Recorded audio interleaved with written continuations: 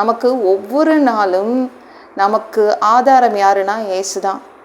நம்மளுடைய வலிமை, நம்மளுடைய ஸ்ட்ரென்த் எல்லாம் இயேசு தாங்க, ஞாபகம் வச்சுக்கோங்க. அந்த ஆதாரத்தின் மேல் தான் ஏறி நிற்கிறோம். இயேசு மேல் ஏறி தான் நம்ம நிற்கிறோம். அவர் தான் மூலாதாரம், அவர் தான் நம்மளுடைய ஆதாரம். சரிங்களா? அவர் தான் நம்ம எல்லாமே, நமக்கு வலிமை எல்லாம் அவர் தான். நம்ம எதற்கும் பயப்படக்கூடாது. காலையிலேயே யோசித்து வச்சுக்கணும், தேவன் தான் நமக்கு முக்கியம் அப்படின்னு.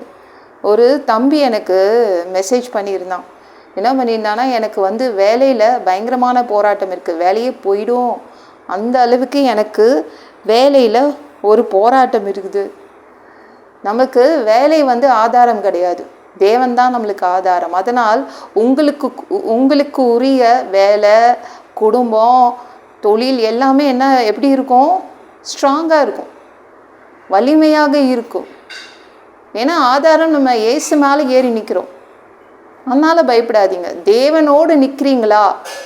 தேவனுடைய வலிமை உங்ககிட்ட இருக்குதா? அதுதான் நீங்கள் பார்த்துக்கணும். உங்கள் குடும்பம் ரொம்ப வலிமையாக இருக்கும், உங்கள் வேலை ரொம்ப வலிமையாக இருக்கும், உங்கள் தொழில் ரொம்ப வலிமையாக இருக்கும். சரிங்களா? கவலைப்படாதீங்க. தேவனுடைய ஸ்ட்ரென்த்து உங்ககிட்ட இருக்குதுங்க. அதனால் எதுவுமே ஆகாது. இந்த பயத்தெல்லாம் தூக்கி போட்டுருங்க. நம்ம ஆதாரம் இயேசு தான். சரிங்களா? உங்களுக்குரிய வேலை, உங்களுக்குரிய குடும்பம், உங்களுக்குரிய தொழில் வலிமை நிறைந்ததாக இருக்கும்.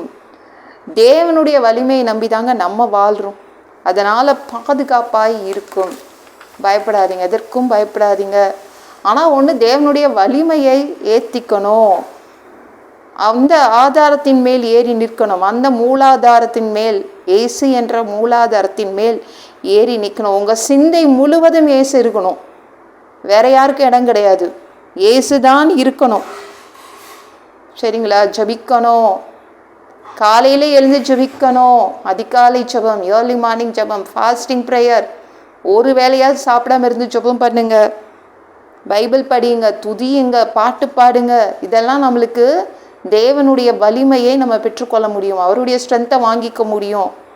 என்னங்க, நானும் என்னுடைய கணவரும் அடிக்கடி சண்டை போட்டுக்கிறோம், நானும் எனது மனைவியும் அடிக்கடி சண்டை போட்டுக்கிறோம், குடும்பமே பிரிஞ்சு போயிடுமோ அப்படிலாம் இருக்குது.